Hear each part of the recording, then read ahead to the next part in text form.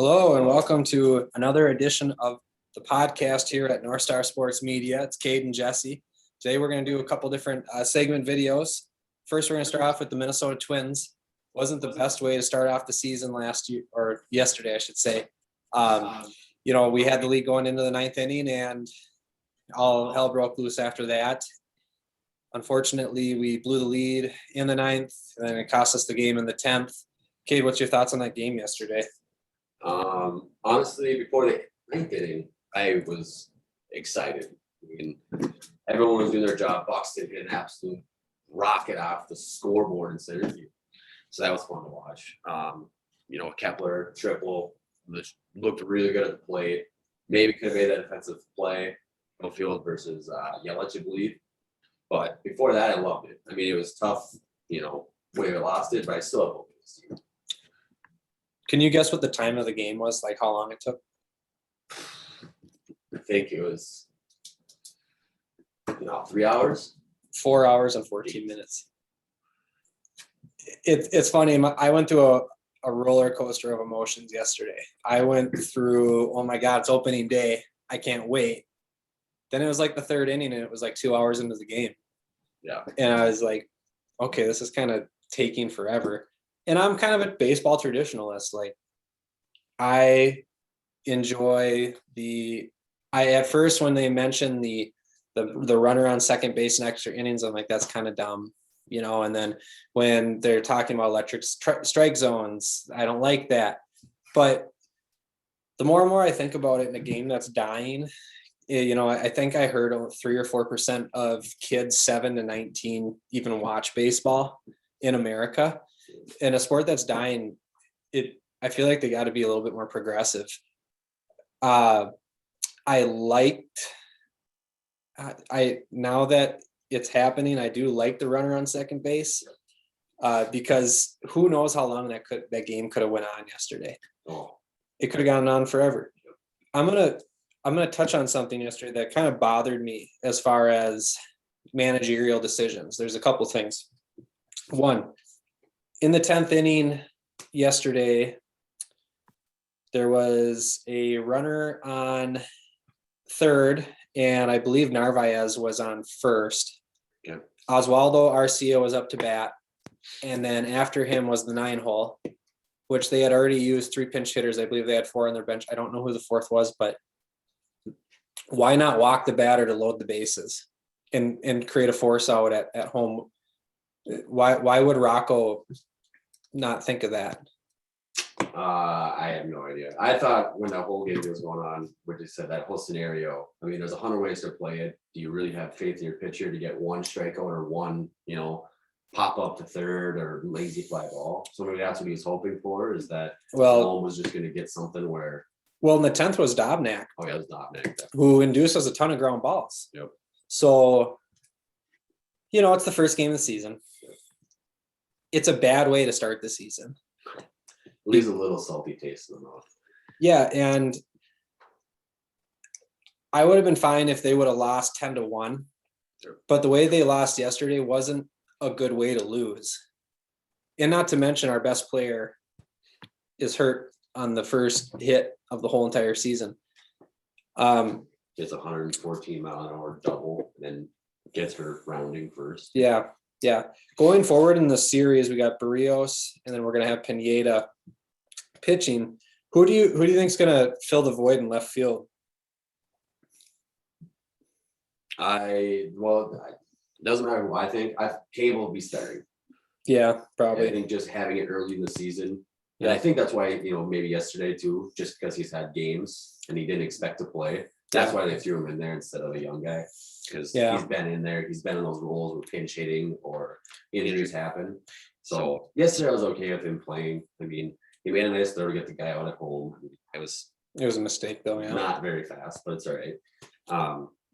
But going forward, I mean, Cave took a walk, he scored a run. Yeah. But at the same time, it's another one of those hindsight decisions where it's like, well, if you would have put Garlick in, you would have had a righty to face Josh Hader. And instead, it was an overmatched disaster for Cave, and that brings me to my next question. Why didn't Jeffers go in? You think if he's And then last you year, can his and then you can build run back, a double switch afterward, you know. So you could have moved, gosh, I could get into semantics about who could have gone where, but I don't understand why you left Cave in to face Josh Hader. It was like watching a professional pitcher against a high school kid. That's my problem with Cave, is even like Max Kepler would have put out an okay at bat against Hader at least. But Cave is just so overmatched against lefties. I'm still confused about the whole decision. I don't even think that's the worst decision of the game. The one that really is starting to kind of annoy me is Rocco not deciding who's the closers and what relief pitchers. Yeah. Like I thought it was between Taylor Rogers and Colomb, okay, but Taylor Rogers looked better all spring training. Yes. Now instead of the ninth inning, he has Taylor Rogers go in the seventh. I know it was against like two or three lefties. So Yeah. the analytics say that it's a better pitch up matchup. It's that whole analytics thing again. Yeah, but I mean, why? Don't get me wrong, Rogers looked awesome, and then Robles came in, looked awesome, but then He did. I was impressed. and I guess I can't. Maybe they did decide pregame that Colomb's our guy, Rogers and Robles and Alcala are setups, but I feel like why? Yeah. Colomb didn't show what he showed last year, and Rogers looked better to me. So Yeah. the first game, we just seventh inning too. Coleman got hit all over spring training also. Yep. And I know it doesn't mean anything because Max Kepler had as many hits yesterday as he did all of spring training. That's true. But it is kind of a head scratcher. An interesting note on Taylor Rogers yesterday, his lowest velocity yesterday was 96.3. His highest velocity all of last year was 96.3. Taylor Rogers topped out yesterday at 98.7 miles per hour. If we can get that Taylor Rogers, I feel pretty good about the bullpen. Also, Duffy looked good. Duffy was throwing 94, 95. So it's a spring training thing. It must take him a while to warm up. Yep. I'll never doubt you again, Tyler Duffy. I promise. Yeah, I know, right? The bullpen did look good though. Other than Colomé, I thought the bullpen looked really good, solid. I thought for sure we were going to close out that game 5-2, and we'd be talking about how solid the bullpen is and what kind of a knucklehead decision it was to leave Donaldson out to possibly run home on a single to the outfield, but take him out so he doesn't play at third base the next inning. Yep.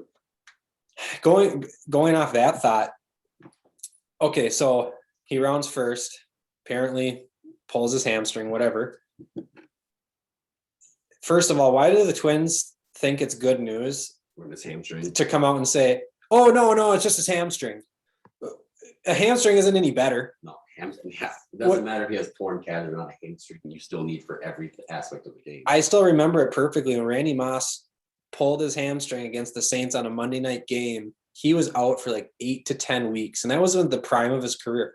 Josh Donaldson has a broken lower body, and with a pulled hamstring, I'm not expecting to see him back until May. They can say day to day all they want, and they'll probably let him sit on the active roster for about 4 days before they throw him on the 10-day. Yep. Just throw him on the 10-day. He's gonna need it. That's the one thing that has bothered me about this front office is they lie about injuries, and they hold these guys on active and not throw them on IL. I mean, what are you gaining from that? Nothing. That's what I'm wondering. There's no reason Not just put him on there. throw them on IL. Well, especially someone with Donaldson with his lower body injuries as it is. I mean, just throw him on there. Get him some rest. He's gonna need it. We want it because I'd rather have him come back 100 than 75 and then re-pull something or tear something. Could the MLB, we're talking about progressive, could the MLB implement like a guy to run for Donaldson after he hits the ball? So he'll hit it, and then like I go out there and I run the bases for him. I don't think they'll incorporate softball. It's a thought. Yeah. I mean, you want to keep your best players healthy. What better to do? I mean, the NFL doesn't even let you touch their quarterbacks. Might as well not let your best MLB players who are over 35 run. Yeah. Let me go out there. I'll run for Donaldson. I might not go first to third on a single, but I won't get hurt. Well, I can't Yeah. guarantee that. Yeah. But Yeah, it wouldn't matter if I got hurt. No one will care. I see what you're saying. I don't think they'll ever implement that rule. I mean, maybe for the pitcher or going into like junior high. That's another beef I have. With the NL. Why the heck? Okay, imagine this. The NFC is going over to the AFC to play a football game, and the AFC says no 4 wide receiver sets. You're not allowed to do that. You can only have 3 wide receivers out at a time. How stupid. And I realize, okay, Cruz is probably on our team right now because of that. But I mean, I guess we'll see what kind of season we have from Cruz. But that could have been a blessing in disguise for us. Yeah. In my personal opinion. I think they'll have to change it eventually, especially since you said the games are 4 hours. Kids aren't watching it. Kids don't want to see a 1-0 3-hit ball game. They don't. It takes 4 hours. Yeah, I mean, bunting is archaic. Yeah, you need to have a little bit of excitement, a little bit of pizzazz out there, and having a pitcher bat isn't. I mean, yeah, you might get a random Bartolo Colon home run that goes Which is beautiful. ESPN for 40 hours or 40 days, 40 but years. it's better for the league, I think, just to have that consistency and that kind of extra bat, that extra guy out there. It makes it more fun to watch, because then you do get the guys like Cruz. You can get guys who are just good at hitting, Yeah, but really good at hitting. right. They get older in their career. Maybe Miguel Cabrera eventually just keeps playing DH, not playing first. Yeah, Guys like that, who, by the way, hit a home run yesterday. That was awesome. in the snow. In the snow. That was Couldn't even beautiful. see it. Just slid into second. That was beautiful. When he slid into second, he looked like that guy from Moneyball. When they're doing the videotape, he hits a bomb and then runs back to first. I'm like, way to go, maybe. Speaking of running back to first, you see the Cody Bellinger home run? I did. Or the single, I mean. Yeah, single. That's what I mean about baseball. It's like your rules are just, you hit a home run, why even run around the bases? You have a rule where an intentional walk, you don't have to throw the 4 pitches. Why around the bases? I think it's that time with the other team. Yeah. I mean, I'm not saying take it away, but maybe it should be an option. Yeah. At least give you a choice. I mean, the less times Donaldson has to round the diamond, I'm better off. He's just gonna round it. Just what would be more disgraceful? Big bat flip like Jose Batista, or holding the bat all the way to first, touching first, and just carrying it into the dugout. Probably holding the bat and carrying it to the dugout. Just never letting it go. Just holding it. Yeah. Speaking of Jose Bautista, did you see Odor finally got designated for assignment? Yep. That's funny. I liked him. I thought he was a decent hitter, but I wouldn't want him on my team. What do you think of Simmons at short? I still think it's a great move. I know he made that error. Yeah.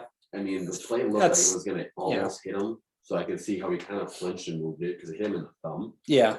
The biggest thing that I think take away is Polanco last year makes an error and a routine ball goes to shortstop. It's almost like a kicker making a field goal, but then they line up for an extra point. Yeah. Every fan's still like, I don't think he's got this. Right. Where Simmons made an error, said, whatever, ball came to a short, routine play, made it look smooth, easy. No doubt in my mind. I can't believe how easy it looked on a ground ball to short. I mean, it looked like he just flicked the ball over to first. It was insane.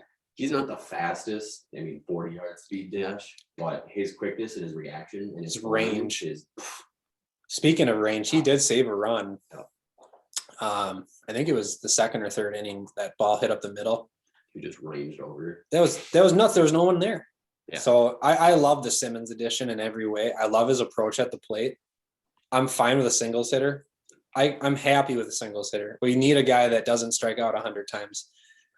So I really did like his approach yesterday. I liked him at short. I didn't mind Polanco at second. No, he made a couple nice plays. Great second baseman. Yeah, I agree. I also applaud the Twins last night for doing something that I didn't think they were going to do a lot, judging from spring training. They got on base 17 times. They had 7 walks and 10 hits. How many did they leave on yesterday? Do you know off the top of your head? I'm not saying that to be funny. Was it 13 or something like that? Something like that. Yeah. So that's an area that they got to work on. I mean, I remember last year, in my opinion, 2019 was kind of Obviously, it was a weird year, but I didn't feel like the Twins were as good as a lot of people had expected nor thought looking from afar. Like the record was better than what was indicated. Yep. And half that was 2-out hitting. At the beginning of the year last year, their 2-out hitting was first in the league, and it's just not a sustainable approach. Well, it doesn't help when you get Sano bases loaded and then Garver with 2 on in scoring position. Yeah. Like you gotta put the ball in play. I know you're a power hitter and we love that. Like you need one in every team, but there's also a time where you gotta just Shorten up, keep the shoulder, slap in, it, and just get up the middle. Yeah. Just get it one run. Do something. And it's I know Sano has troubles hitting the slider. Yeah. But that at bat he threw 3 sliders, swung on 2 of them that weren't even close, and then almost swung at a 3rd one. Like I think he also point? missed one right over the middle. That was hung. Yeah. I can't remember if that was him or if that I think it was was a different okay. because it wasn't the bases loaded, but it was that. Yeah, he missed an absolute hanger over the middle, and then I thought his single would have been hit all harder because that was also hung. Yeah. That pitch on. I was watching that one with the MLB game cast, so it's either where the pitches came in. And I saw where it was in the zone and said in play, no outs, and I was like, that's out over the park. Yeah, because of where it was. Yeah, I was like, didn't miss the fastball. He got his off speed middle cut, but slapped it to the right. But hey, I'll take a hit. Going forward, you think Arise should lead off for the rest of the season? 100%. I agree. There's no question. Every single one of his at bats was awesome last night. It was. He had 2 hits out of 5 at bats, but he got robbed because their shortstop Urias. I know. Absolutely. He made such a nice play. So look at that: 3 hits instead of 5, and then a walk. Right. Like that's on base 4 times out of 5 against Woodruff, who obviously had a bad day or something. That's still saying something. Who did Astudillo pinch hit for yesterday? Did he pinch hit for Arise? He pinch hit for the pitcher. Okay. So he struck out Astudillo, struck out Arise, and then struck out. Okay. And then gave. Okay. Yeah. All right. I'm not going to get you for that one, Rocco. No. Because even if it's a lefty, I want to rise up. Oh, I want him up every time. It doesn't matter. He might have a power rating of like 1, but his contact rating is at least 90. I feel like his swing is really nice. He makes really good contact. He's young. Yep. I feel as he gets older and matures more and his body, naturally gets a little bit bigger, I think we'll see 10, 15 home runs out of him in a season. Yeah. I think that's something that's okay to ask for and expect. He hurt his knee last year, didn't he? Yeah, he's kind of chronic leg problems. Go figure. But he looked really healthy yesterday. Yeah, he did. His swings, his running, moving left field and third. Right. He looked healthy. Right. It didn't look there was any second guessing or anything. So I'm glad to see that. Yeah, I am too. Barrios is on the mound tomorrow, and then we got Big Mike after that. You think the Twins take the series 2-1? I'll say yeah. I think Barrios. Well, it depends if Rocco leaves a pitcher in past the 5th inning, but Especially in the National League. I think he'll go. I projected him on the betting line, the plus on 7 strikeouts. I think he'll have probably 8 or 9 if he pitches over 6 innings. Okay. The question mark for me is if he's on, he's on. If he's off, we lose. But Big Mike will always keep us in the game. It seems like will at least give us a chance. Throw strikes. He'll throw 82% for strikes. I feel good about us taking the series for sure. I still, and that's how I look at the season. It's not one game, but I look at series because, off the top of my head, I don't know how many series you have throughout a whole entire season, but if you can win 60% of your series, two out of 3, you're going to make the playoffs. Yeah. So, it's one game, it's the opening day. It's the most overreacted game of the season. Yeah. But I can't get off the feeling of how bad this loss was. And it, you can overreact all you want, but there's also, you're setting the table for the season in a way. And that just wasn't a good way to start the season. Especially after you said before the 8th inning, I was ecstatic. Yeah. I was like looking at the thing, like Kepler's hitting like he did last year. Buxton hit a 556-foot home run. Mhm. Luis Ariz looks solid, and we're getting on base. I was hoping Kepler got the cycle yesterday. When he was up, I was like, oh, come on. Opening day. Yeah, that would have been really cool. Awesome. Okay. Well, who do you think? So this is my thought on. I guess this is what I think they should do going forward. Leave Arise in left field, move Sano over to third, put Rooker at first. The reason for my thinking on that is there's a couple reasons. One, you're losing your most predominant right-handed batter. Rooker has potential to be our best right-handed batter. He was the best college baseball hitter. He was a monster last season before he got hurt. He's played first base before. Sano, I think, played 7 to 10 games at third in spring training. It makes the most sense to me. And if I see them roll Cave out for the next 10 days in left field, I'm just going to really, really question this coaching staff and this front office, because Cave's nice in some tight spots when he's needed, but not overall. But he's not a starter. I would say for now, I would almost have him do Cave, just so that way over 10 games, when he doesn't perform, maybe they'll just get like, You're dreaming. You're dreaming. Yeah. I think Cave has dirty pictures of Rocco. He's just holding it out. Yeah. Better start me. Listen up, Rocco. You want these to be leaked? I got you. Who do you think has a better season, Jeffers or Garver? Jeffers. I agree. 0%. I don't know what changed in Garver's approach, but even just his pitch recognition just doesn't. It's not the same. And he doesn't look like he's comfortable up there. No. It looks like he's trying to force himself to hit. Yeah. When Jeffers, being a young guy, he's just up there. I'm just going to swing the bat. Yeah. So it sucks because I was a big Garver fan. I still am. Yeah. But I still think over the long term, it's going to be Jeffers. What worries me about Garver is he came into the league late, 28, 29 years old. And it took him a little while to figure out the power. Yeah. And now teams have the book on him. How long is it going to take him to figure out how to overcome the scouting reports? You know, I'm not saying he's not a smart guy. I'm sure he's very smart, but that's kind of the progression, obviously, of his career, is taking kind of a while to figure things out. I don't feel good about it. And I would like to see Jeffers starting 70% of the games from here on out, because for one, he's young. He's a great fielding catcher. He's got a great arm. He's got awesome size, and he's a good hitter. I mean, Jeffers blew up in the minors when he was hitting. He was hitting bombs left and right. So I think this team is most successful with Jeffers behind the plate, Rooker at first while Donaldson's out, and Sano at third. Yeah, Sano moving to third definitely makes the most sense. Arise at third, it doesn't work. Will they do you think they'll either put Rooker or they put Astudillo? Game time experience. They could put Astudillo at third.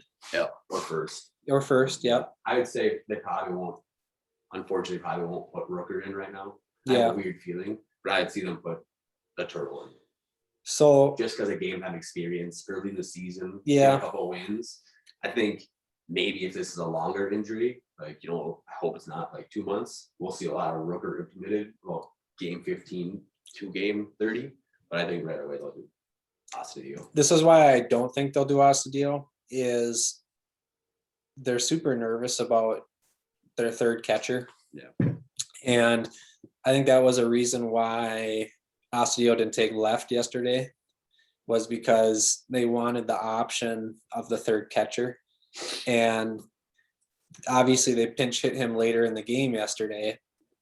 But again, why didn't you pinch hit Jeffers? I get the game time thing and Astudillo makes contact and all that kind of stuff, but Jeffers hits lefties really well. Yeah. So I believe what they're going to do personally is they're going to stick Cave in left. They're going to put platoon Cave and Garlic in left. They're going to stick Arise at third. They're going to play Sano at first. And I'm also going to make a prediction that Josh Donaldson doesn't go on the IL until this time next week. We'll Try try to- to underplay it and then end up bringing him back in the 10-day. And then he won't come back. He's done for April. He's not coming back in April. He will probably be back at the end of May, beginning of June. That's 8 weeks. I don't think it'll be that long. The only reason I say that is he stayed in the. Did he stay in the whole inning? I don't get it. I think they'll pull him. I don't even know if they'll even add him. I could see them taking at least 2 weeks. Like, to think readjust him. of this for a second. You subbed Caven for Donaldson, who was hurt in the bottom of the inning, but you left Donaldson in to run to home if there was a slap single to first. Yep. It doesn't make sense in any way, shape, or form. And I don't care what Donaldson could have told Watkins after the hit. You know, maybe what Donaldson said on the bases was, "I'm fine, don't worry about it." Yep. And then when he got to the dugout, Baldelli's like, I don't think "I don't play anybody that's hurt." I don't think it was Donaldson that made that call. I think he was stayed in. tried, but I think It was Rocco and the organization, which I agree in because I don't want to hurt on game 1, Yes, but then pull. that's If you yeah, guys have any questions on players, pull. It's exactly. baseball. We have Luis Arias we have players who can play. It's game 1. Everyone's healthy and ready to play. I loved that clip yesterday of when the camera goes to Donaldson, right when it goes as it was running, first pops his cap, then the next scene on the screen is a picture of Rocco at the top of the dugout just staring at him. It's just he was ready to pull him. And like you said, if you have a question or a doubt, just pull him. Just pull. especially with someone with as many injuries as he's had lately. Yeah, right. Just Get him. Yes. get him out of the game. Let's not risk it. Because then if he plays and say he does run home, tears it completely, or really pulls it, you're looking at a 8 weeks max Yep. to 3 months max. Exactly. And then we're back in Back square in one looking for more players. I'm gonna look up the schedule here, and let's do a little game. Let's predict on the next 10 games, wins, losses. Not specifically like next Tuesday are they going to win or lose, but let's just predict a record. Record. Yeah, so next 10 games like 6-4, let's say. But I want to see the teams first before I say that. Well, I know we play. We play Milwaukee Yep. two more times. We got Detroit we played Milwaukee 3 more times. No, 2 more times. 2 more times. Yep. Detroit for 3. Yep. and then Seattle for 3 home opener. Okay. Boston for 4. And we'll stop there. Okay, so that's 1, 2, 3, 4, 5, 6, 7, 8, 9, 10, 11, 12. So in the next 12 games, April 15th, Uncle Sam's birthday. So I don't know much about the Red Sox. I know that they've sold off a lot of pieces. They still have Chris Sale, I believe. They had a good spring training. I think they were like 1 or 2 in runs scored. Yeah, I know right. spring training doesn't say a whole lot, but They're always competitive. JD Martinez looks real good. He's my number one player that as a fan, I regret that the Twins didn't go after when he Yeah. was available. He's looking I- real nice. He's one of my favorite players. I love his power to the opposite field. So yeah, the Red Sox are, I would say, sneaky good. They're stuck in one of the best divisions in baseball. and Yankees. Yes. And Blue Jays. Yeah. Blue Jays made a lot of good signings this offseason. They got my They're favorite young. shortstop. They got Semien. Mariners, I don't, I don't see anything good from and that's the home openers of the Mariners. Yep. April 7th 8th. or 8th. Yeah, okay. So I'm gonna predict the next 2 games against the Brewers, we take 1 or 2. So I think we're gonna lose the series. I do think we'll take 2 of 3 from the Tigers. Yeah. So that's 3-3. Mariners will take 2 of 3. So that's 6-4. And then the next 4 games against the Sox, I say we split. So 8-6. I'm gonna predict that the Twins by April 15th will be 8-7. 8-7, huh? Mm-hmm. I'm writing that down. What do you think? Over the next 12 games, they'll go 8-4. Over the next 12, they'll go 8-4. Yep. So that would most likely require a sweep. What do you think they sweep? No one. I just think they win every series. 2 wins. Okay. And split Boston. 2-2. Okay. 2 at Milwaukee. So we win the Detroit, next 2 at against Seattle. Milwaukee. Yep. Okay, 2 at Seattle, 2 at Boston. okay, Versus Boston. that'll be fun. Who's the leading home run hitter in that span?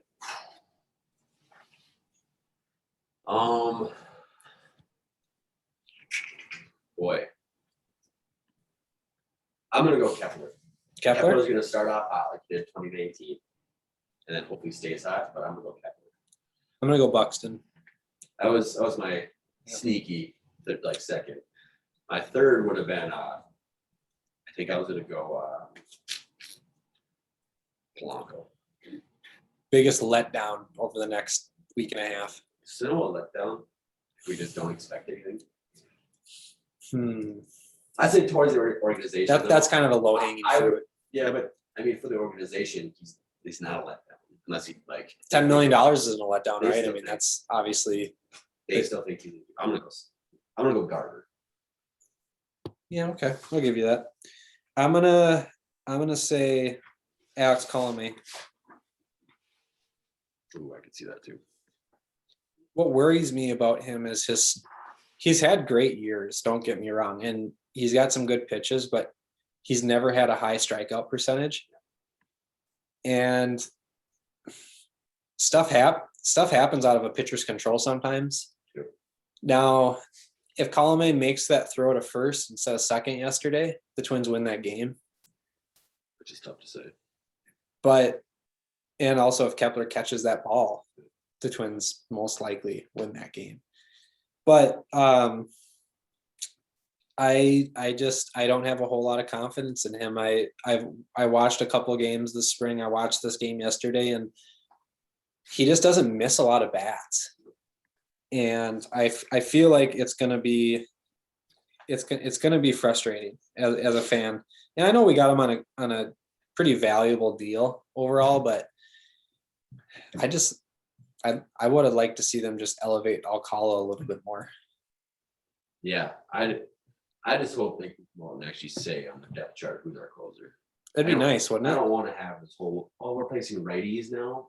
We're not going to put in Rogers. We're Yeah. both throwing Alcala, maybe Cologne. Right. No, a closer is a closer. Yep.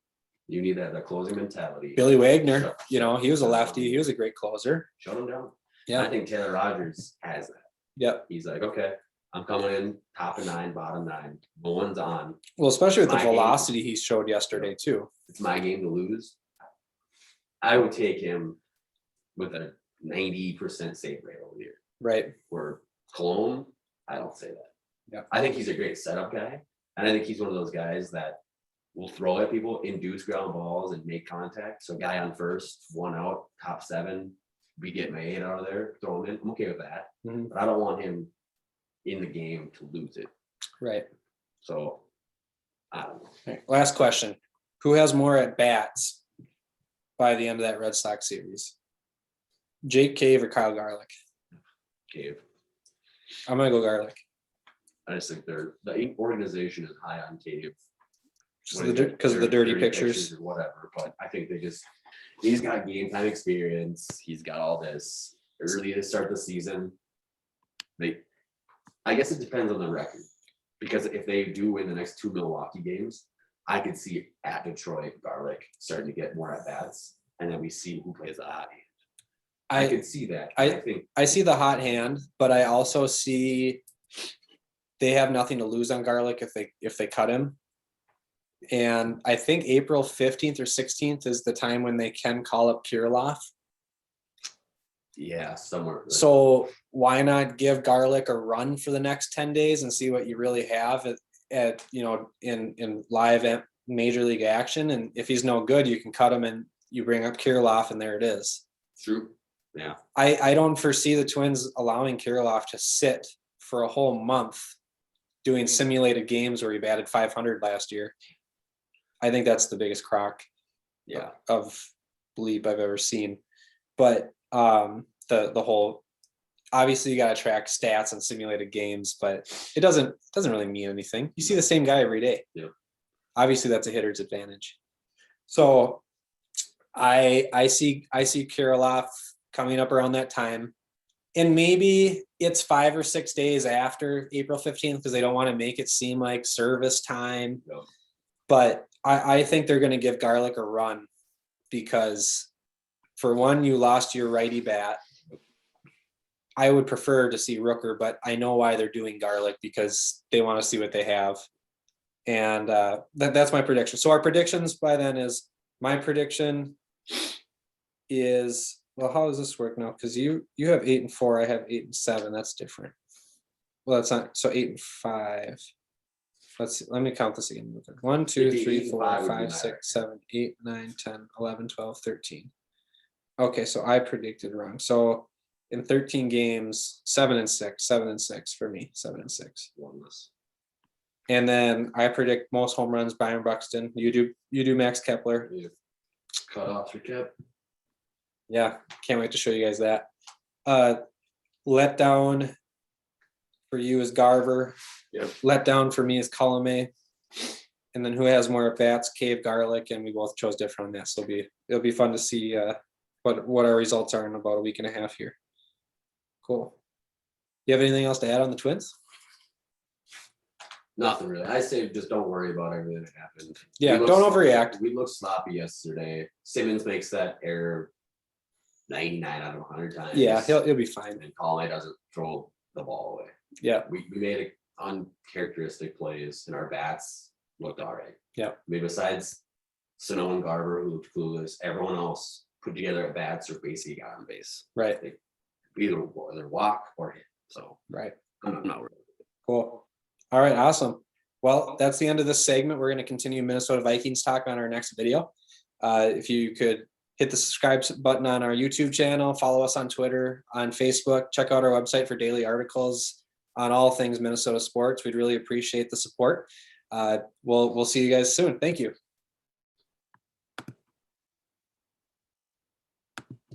Done.